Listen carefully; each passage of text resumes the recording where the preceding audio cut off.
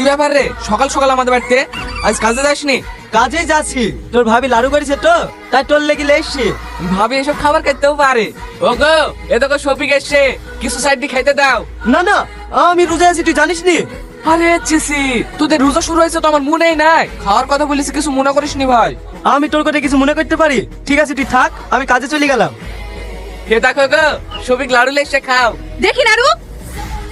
কি গো, লাড়ুগুলো ফেলে দিলি কেন? ওই মুসলিমদের হাতে নাড়ু আমি খাবো না। তাই বলে তুমি ফেলে দিবা? ওদের বাড়ি থেকে ছোটবেলা থেকে খাই আমি মানুষ, তুমি না খাইলে না আমি খাবো। নির্মল, বৌমা ঠিকই কইছে, মুসলমান দেখলে অত মাতামাতি করো না।